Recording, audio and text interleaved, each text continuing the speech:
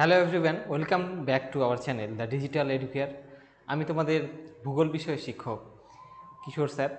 তোমাদের ক্লাস 11-এর দ্বিতীয় অধ্যায় থেকে যে গুরুত্বপূর্ণ প্রশ্নগুলো ফার্স্ট সেমিস্টারে আসতে চলেছে, সেই ফার্স্ট সেমিস্টারে অবজেক্টিভ টাইপের প্রশ্নগুলো কী কী, যেগুলো গুরুত্বপূর্ণ, খুবই মনে রাখতে হবে এবং পরীক্ষায় আসতে পারে, সেই গুরুত্বপূর্ণ প্রশ্নগুলো নিয়ে আজকের ভিডিওটা।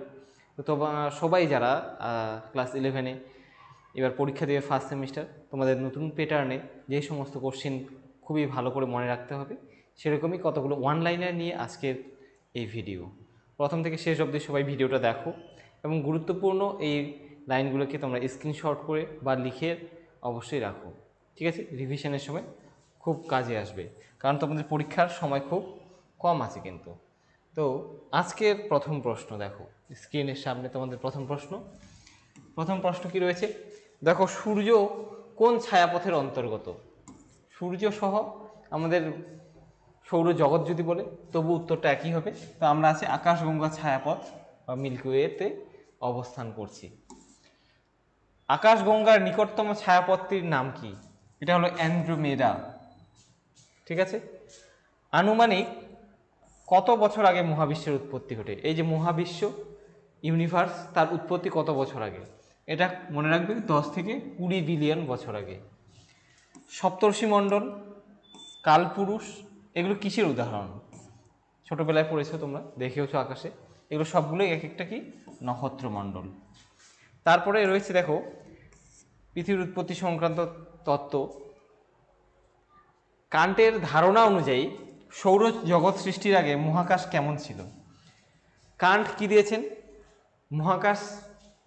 মহাবিশ্বের মধ্যে পৃথিবীর উৎপত্তি, পৃথিবী সহ অন্যান্য যে সৌরজগতের অন্যান্য গ্রহগুলো আছে তাদের উৎপত্তি সংক্রান্ত যে গ্যাসীয় মতবাদ বা নীহারিকা মতবাদ দিয়েছেন, সেখানে তার ধারণা অনুযায়ী সৌরজগৎ সৃষ্টির আগে মহাকাশটা কীরকম ছিল, সেখানে কিন্তু সেই ধারণা স্পষ্ট তিনি বলেছেন, মহাকাশ ছিল শীতল গতিহীন পদার্থের মেঘপুঞ্জে পরিপূর্ণ ছিল, ঠিক আছে?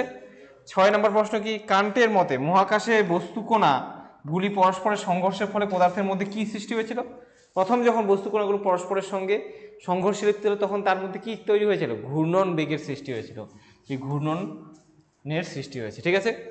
7 নম্বর কি, গ্যাসীয় পুঞ্জের ঘূর্ণনের বেগ বৃদ্ধি পেয়ে কেন্দ্রীয় অঞ্চলে কোন শক্তির অধিক কার্যকর হয়েছিল? যখন ঘূর্ণন বেগ গ্যাসীয় পদার্থগুলো প্রচণ্ড গতিতে ঘুরতে শুরু করলো, সেই ঘূর্ণন বেগের জন্য কেন্দ্রীয় অঞ্চলে মাঝখানটায় কোন শক্তিটা সৃষ্টি হলো?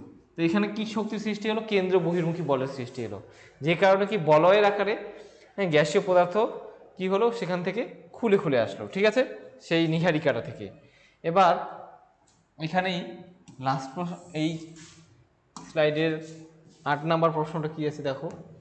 8 নম্বর প্রশ্ন আছে, কোন বলের প্রভাবে গ্যাসীয় পুঞ্জ থেকে বলয়াকারে পদার্থের সৃষ্টি হয়েছিল? তাহলে এই শক্তিটা কি? সেই শক্তিটা ছিল কেন্দ্রাতিক বল। এই কেন্দ্রাতিক বলের জন্য এই বলয়াকার পদার্থের কিন্তু গ্যাসীয় পুঞ্জটা যে উত্তপ্ত ছিল, সেখান থেকে বলয় আকারে পদার্থ বা বলয় কিন্তু রিংয়ের মতো করে খুলে এসেছিল, সেটা কি ছিল? কেন্দ্রাতিক বল।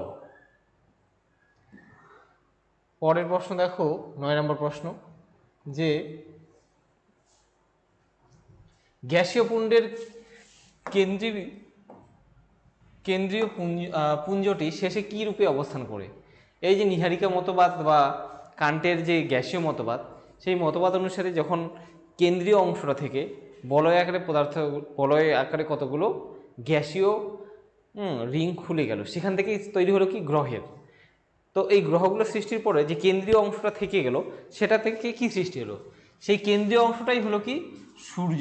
এটা সূর্য হিসেবে অবস্থান করলো, সেটা উত্তপ্ত থাকলো এবং সেটাই থেকেই পরবর্তীকালে তাপ, উষ্ণতা বর্তমানে মহাবিশ্বের সমস্ত দিকে ছড়িয়ে পড়ছে। তাহলে বলয় থেকে ছিটকে বস্তুকণাগুলো সংকুচিত ও ঘনীভূত হয়ে কি তৈরি করলো? উপগ্রহের তৈরি করলো, ঠিক আছে? যে বস্তুকণাগুলো ছিটকে গেল বলয় আকারে, সেগুলো থেকেই বলয় থেকে যেগুলো ছিটকে গেলো, সেগুলো বলয়গুলো শীতল হয়ে কেন্দ্রীভূত হয়ে তো গ্রহের সৃষ্টি হলো, আর ওখান থেকে ছিটকে যাওয়া পদার্থগুলো উপগ্রহ হিসেবে আবর্তন করা শুরু করলো। কান্ট তার তত্ত্বে উল্লেখ করেননি কোন জিনিসটা? আদি বস্তুকণার উৎসের কথা কান্ট উল্লেখ করেননি তার তত্ত্বে। এবার 12 নম্বর প্রশ্ন কি আছে, কৌণিক গতিবেগ ও বস্তুপুঞ্জের আয়তনের সম্পর্ক কিরূপ? কৌণিক গতিবেগ, কৌণিক ভরবেগ এবং বস্তুকণার মধ্যে সম্পর্ক কীরকম? ব্যস্তানুপাতিক সম্পর্ক। ঠিক আছে। সৌরজগতের উৎপত্তি সংক্রান্ত প্রাচীন মতবাদটি কার? সর্বপ্রাচীন মতবাদটি হলো কান্টের, গ্যাসীয় মতবাদ। ঠিক আছে। কান্টের মত অনুসারে গ্রহদের উৎপত্তির প্রাথমিক পর্যায়ে কোন কারণে মূল নীহারিকার প্রান্তসীমা থেকে বলয় আলাদা হয়ে যায়? সেটা কি বল ছিল? কেন্দ্রাতিক বল, একটু আগেই আমরা পড়লাম। তারপরে লাস্ট প্রশ্ন দেখো এখানে 15 নম্বর প্রশ্ন,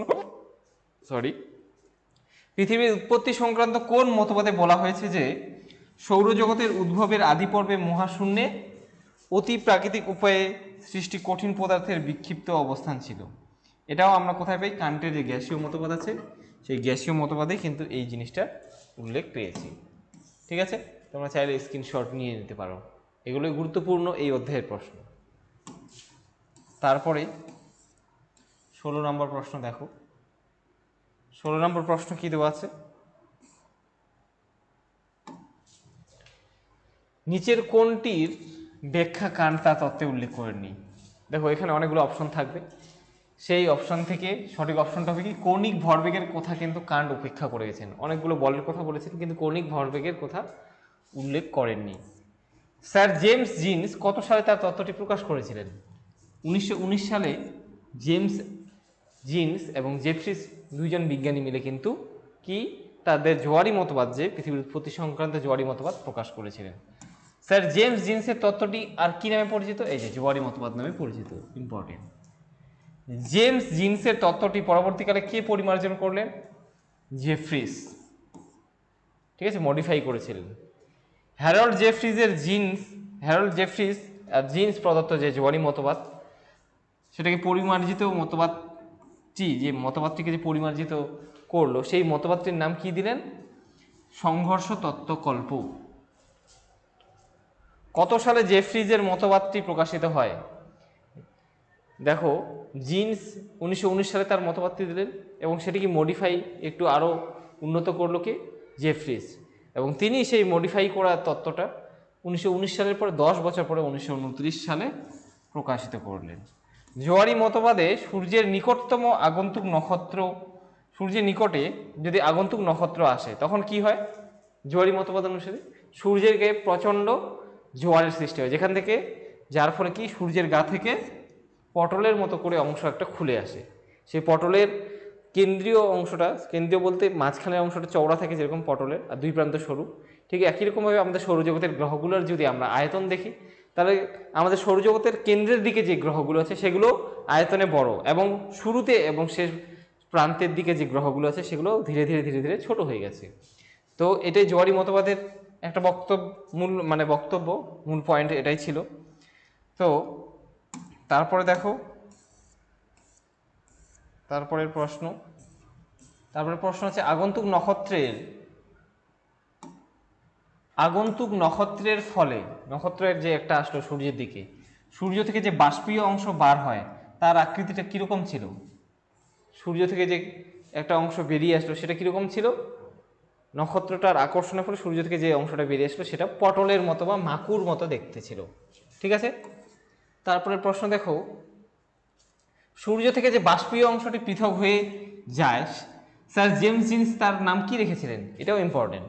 তার নামটা কিন্তু জেমস জিন্স রেখেছিলেন কি? ফিলামেন্ট। সূর্য প্রধানত কোন দুটি গ্যাসের সমন্বয়ে গঠিত? এটা হচ্ছে হাইড্রোজেন আর হিলিয়াম। এটার উত্তর হবে, মনে রাখতে হবে। হ্যাঁ, মহাবিশ্ব কি হচ্ছে? বিগ ব্যাং থিওরি অনুসারে আমরা কি পড়ছি?